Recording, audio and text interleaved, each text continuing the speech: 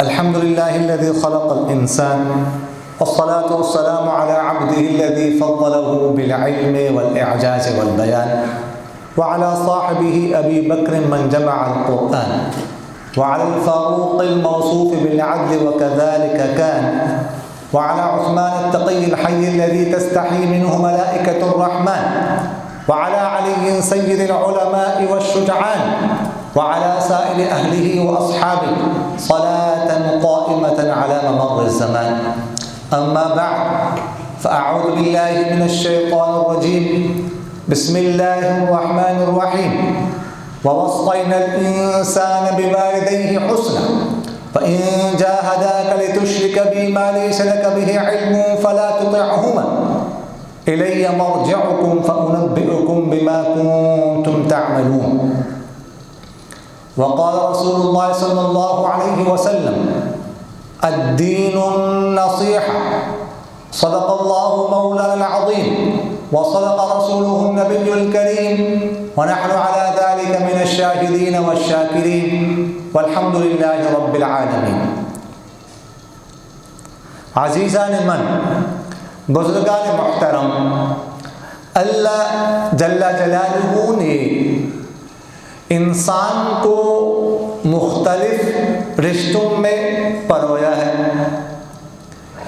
کسی کو انسان کا والد بنایا ہے تو کسی کو انسان کا بیٹا بنایا ہے، کسی کو انسان کا بھائی بنایا ہے، کسی کو انسان کا چچا بنایا ہے، کسی کو ماموں، کسی کو بھتیجا تو کسی کو بھانجا.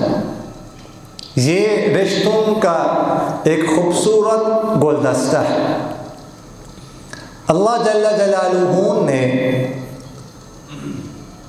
انسان کو یہاں پر دنیا میں پیدا کرنے کے لیے یا انسان کے وجود کے لیے والدین کو بنایا ہے. اللہ جل جلالہ نے قرآن مجید فرقان حمید میں اپنی عبادت کا ذکر کیا ہے. اس کے بعد پھر والدین کے ساتھ حسن سلوک کا ذکر فرمایا ہے. اللہ تعالیٰ فرماتے ہیں وَقَضَىٰ رَبُّكَ أَلَّا تَعْبُدُوا إِلَّا إِيَّاهُ وَبِالْوَالِدَيْنِ إِحْسَانًا کہ اللہ جل جلالہ نے یہ فیصلہ کیا ہے کہ تم عبادت صرف اسی کی کریں گے. وَبِالْوَالِدَيْنِ إِحْسَانًا اور والدین کے ساتھ حسن سلوک کرو گے. بارہا اللہ جل جلالہ نے قرآن پاک میں والدین کے ساتھ حسن سلوک کا ذکر کیا ہے. ہم نے شروع میں ایک آیت مبارکہ تلاوت کی ہے، سورہ عنکبوت کی آیت نمبر 8 وَوَصَّيْنَا الْإِنسَانَ بِوَالِدَيْهِ حُسْنًا کہ ہم نے انسان کو تاکیدی حکم کیا ہے والدین کے ساتھ حسن سلوک کرنے کا. اس کے شان نزول کے بارے میں مفسرین فرماتے ہیں کہ آپ حضرات نے نام سنا ہوگا سعد بن ابی وقاص رضی اللہ تعالیٰ. بڑا نام ہے اور عشرہ مبشرہ میں ان کا شمار ہوتا ہے. ان کے وہ والد اپنی والدہ کے بہت زیادہ اطاعت گزار اور فرمان بردار تھے.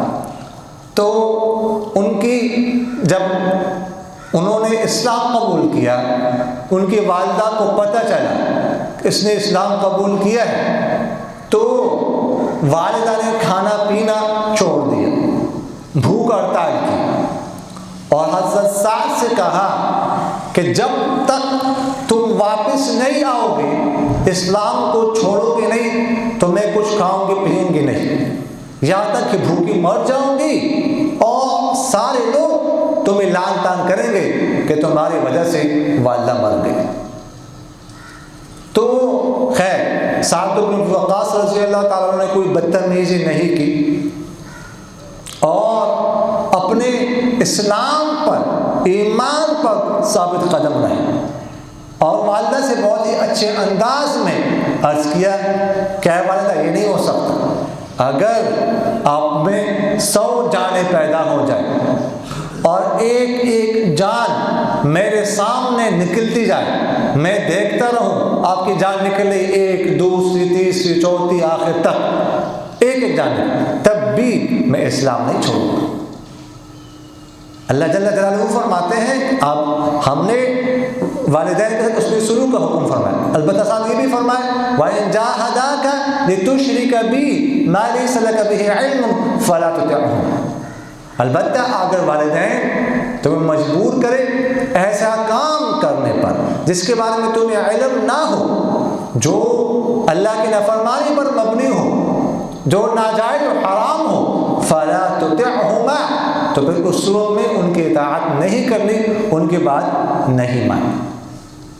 اس کے علاوہ والدین کی بات آپ صلی اللہ علیہ وسلم کے سامنے ایک صحابہ نے عرض کیا اَيُّ الْعَمَلِ أَحَبُّ إِلَى اللَّهِ، کہ سب سے پسندیدہ عمل اللہ کے ہاں کون سا ہے؟ تو فرمایا الصلاۃ لوقتها، نماز اپنے وقت پر پڑھنا۔ اس کے بعد فرمایا ثم أي، اس کے بعد کون سا عمل ہے؟ تو آپ صلی اللہ علیہ وسلم نے فرمایا کہ بر الوالدین، والدین کے ساتھ اس نے سلوک کرنا۔ پھر فرمایا ثم أي، اس کے بعد کون سا عمل ہے؟ تو آپ صلی اللہ علیہ وسلم نے ارشاد فرمایا الجہاد فی سبیل اللہ، اللہ کے راستے میں جہاد کرنا۔ یعنی آپ صلی اللہ علیہ وسلم نے نماز کے بعد جو دوسرا پسندیدہ عمل اللہ کیا بتلایا وہ ہے والدین کے ساتھ اس نے سلوک کرنا، یعنی جہاد سے بھی اس کو مقدم فرمایا کہ جہاد سے بھی یہ عمل زیادہ افضل ہے۔ صحیح بخاری کی حدیث ہے کہ جاء رجل الى النبی صلی اللہ علیہ وسلم فاستأذنه فی الجہاد، ایک شخص آپ صلی اللہ علیہ وسلم کی خدمت میں حاضر ہوا اور جہاد میں شرکت کی اجازت چاہ رہا تھا کہ مجھے اجازت دی جائے جہاد میں نکلنے کی۔ تو آپ صلی اللہ علیہ وسلم نے فرمایا احی الوالدہ، کیا آپ کی والدین زندہ ہیں؟ قال نعم، انہوں نے عرض کیا ہاں جی۔ تو آپ صلی اللہ علیہ وسلم نے فرمایا ففیہما فجاہد، ان دونوں میں جہاد کرو، یعنی ان میں جہاد کی کوشش کرو، ان کی خدمت کر کے جہاد کا ثواب کماؤ۔ آپ کا جہاد کیا ہے؟ والدین کی خدمت کرنا، والدین کو راضی کرنا۔ تو یہاں پر محدثین نے یہ تفصیل ذکر کی ہے کہ اس لیے فرمایا کہ والدین کی خدمت جو ہے وہ فرض عین ہے، اور عام حالات میں جہاد فرض کفایہ ہوتا ہے، تو اس لیے فرض کفایہ پر فرض عین کو ترجیح دی جاتی ہے۔ اس لیے آپ صلی اللہ علیہ وسلم نے ترجیح دی والدین کے ساتھ حسن سلوک کرنے کو، والدین کی خدمت کو۔ ہاں البتہ اگر جہاد فرض ہے تو اس لیے جب جہاد فرض کفایہ ہو تو والدین سے اجازت لینا ضروری ہے، البتہ جب جہاد فرض عین ہو جائے، فرض کفایہ ہو اجازت ضروری ہے، فرض عین ہو جائے پھر والدین کی اجازت ضروری ہے۔ وہ تب ہوتا ہے جب حاکم وقت کی طرف سے نفیر عام ہو جائے، نفیر عام کا اعلان ہو جائے کہ تم سب نکلو، اس صورت میں پھر جہاد فرض عین ہوگا، پھر والدین سے اجازت دینے کی ضرورت نہیں ہے، اگر عام حالات میں اجازت دینا ضروری ہے۔ اللہ جل جلالہ قرآن پاک میں فرماتے ہیں کہ وَوَصَّيْنَا الْإِنسَانَ بِوَالِدَيْهِ إِحْسَانًا حَمَلَتْهُ أُمُّهُ كُرْهًا وَوَضَعَتْهُ كُرْهًا، کہ ہم نے والدین کے ساتھ اس نے سلوک کرنے کا حکم کیا ہے۔ حملتہ امہ کرہا، اس کی والدہ، انسان کی والدہ اٹھاتی ہے اس کو تکلیف برداشت کر کے، یعنی پیٹ میں 9 مہینے 1 سال مختلف اوقات، حملتہ امہ کرہا وضعتہ کرہا، اور جب جنتی ہے پھر بھی تکلیف برداشت کرتی ہے۔ جب پیدا ہوتا ہے تو والدہ کتنی تکلیف برداشت کرتی ہے، وہ 9 ماہ سے زیادہ تکلیف ہوتی ہے۔ عبداللہ بن عمر رضی اللہ عنہ کے پاس ایک شخص آیا، وہ پوچھنے لگا، مسئلہ پوچھنے لگا۔ اس نے عرض کیا کہ میں نے اپنی والدہ کو کندھوں پہ اٹھا کے خراسان سے لے کر آیا، افغانستان سے، اس علاقے سے لے کر کے مکہ مکرمہ کندھوں پہ اٹھا کے پیدل، اور اس کے بعد سارا حج میں نے کندھوں پہ اٹھا کے ان کو پیدل کرایا۔ تو کیا میں نے اپنی والدہ کا حق ادا کر لیا۔ تو عبداللہ بن عمر رضی اللہ عنہ فرمانے لگے کہ وہ ایک چکر کہ جب آپ پیٹ میں تھے آپ کی والدہ نے آپ کو اٹھایا ہوا تھا، اور ایک چکر جو آپ کی والدہ نے لگایا تھا گھر میں ادھر ادھر، آپ نے ابھی تک اس کا حق بھی ادا نہیں کیا، تو والدہ کا حق کیسے ادا کر سکتے ہیں؟ اتنے زیادہ حقوق ہیں والدین۔ ایک دفعہ حضور اقدس صلی اللہ علیہ وسلم نے فرمایا رغم انف رغم انف رغم انف، کہ وہ شخص کی ناک خاک آلود ہو، وہ شخص کی ناک خاک آلود ہو، اس شخص کی ناک خاک آلود ہو۔ یہ جملہ آپ صلی اللہ علیہ وسلم نے 3 بار ارشاد فرمایا۔ تو صحابہ نے عرض کیا قیل من یا رسول اللہ، صحابہ نے عرض کیا کس کی ناک خاک آلود ہو، کون ہے ایسا بدبخت شخص؟ تو آپ صلی اللہ علیہ وسلم نے فرمایا وہ شخص من ادرک ابویہ، جو اپنے والدین میں دونوں کو یا ان میں سے ایک کو بڑھاپے کی حالت میں پائیں پھر بھی وہ جنت میں داخل نہ ہو جائیں، یعنی والدین کو اس نے پایا بڑھاپے کی حالت میں اور ان کی خدمت کر کے وہ جنت میں نہ گیا، تو ایسے شخص کی ناک خاک آلود۔ 3 دفعہ یہ جملہ آپ صلی اللہ علیہ وسلم نے ارشاد فرمایا۔ دیکھیے گا والدین کے ساتھ ہر حالت میں حسن سلوک کا حکم ہے، چاہے والدین جوان ہوں چاہے والدین بوڑھے ہوں، لیکن بڑھاپے میں زیادہ تاکید سے ان کی خدمت کرنے کا یا ان کا حسن سلوک کا ذکر اس لیے ہے کہ اس زمانے میں وہ کمزور ہو جاتے ہیں، جوانے میں طاقتور ہوتے ہیں، کماتے ہیں، خدمت کی ضرورت کوئی خاص نہیں ہوتی، لیکن بڑھاپے میں کمزور ہو جاتے ہیں، کما نہیں سکتے، خدمت کی ضرورت ہوتی ہے اور چڑچڑاپن بھی پیدا ہو جاتا ہے، اور بات بات پہ بعض اوقات تراضی ہو جاتے ہیں بچوں کی طرح، تو اس لیے اس وقت بہت زیادہ خیال رکھنے کی ضرورت ہوتی ہے کہ میں بھی تو ایسا ہی تھا بچپن میں بھی، حتیٰ کہ اگر ان کا پیشاب پخانہ صاف کرنے کی ضرورت پڑ جائے تو اس سے بھی جو ہے نا پیچھے نہیں ہٹنا چاہیے۔ جب میں بچہ تھا تو میرا پیشاب پخانہ کون صاف کرتا تھا؟ یہی والدین تو کرتے تھے۔ اب اگر اللہ تعالیٰ نے مجھے موقع دیا ہے، یہ غنیمت مجھے ملی ہے، تو مجھے دل سے اس کو کرنا چاہیے کام، ان کی خدمت بجا لانے چاہیے، اس کو اپنا عیب نہیں سمجھنا چاہیے۔ عبداللہ بن عباس رضی اللہ عنہما سے روایت ہے، انہوں نے فرمایا کہ تم والدین کے سامنے اپنے کپڑے بھی مت جھاڑو، ہو سکتا ہے غبار یا دھواں ان تک پہنچ جائے، یعنی کپڑے جھاڑنا گویا کہ یہ بھی والدین کے سامنے بے ادبی میں آتا ہے۔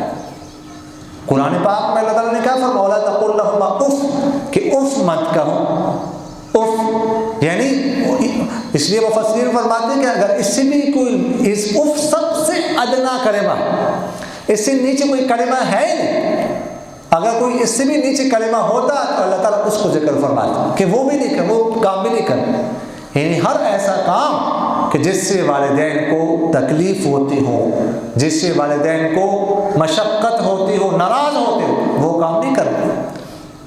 حضرت عائشہ رضی اللہ عنہا فرماتی ہیں کہ ایک دفعہ ایک نوجوان شخص آیا اور اس کے ساتھ ایک بوڑھا آدمی تھا، آپ صلی اللہ علیہ وسلم کی خدمت میں حاضر ہو گئے، تو آپ صلی اللہ علیہ وسلم نے ان سے پوچھا یہ بوڑھا کون ہے؟ تو نوجوان کہنے لگا کہ یہ میرا والد ہے۔ تو فرمایا کہ پھر اس کے آپ صلی اللہ علیہ وسلم نے کچھ جملے ارشاد فرمائے، تو ایک تو فرمایا کہ لا تمشی قبل، لا تمشی امام، ولا تقعد قبل، ولا تدعوه باسم، ولا تستتبل۔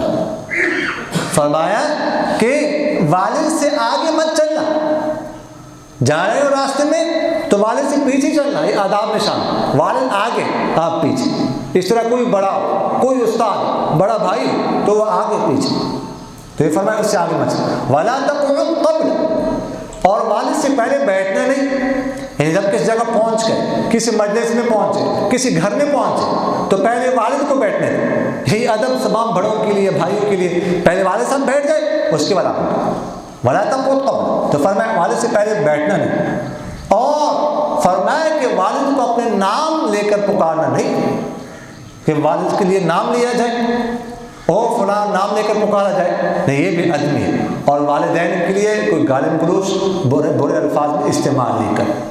یہ 4 جملے آپ صلی اللہ علیہ وسلم نے اس نوجوان کو ارشاد فرمائے کہ اس پر عمل کرنا ہے۔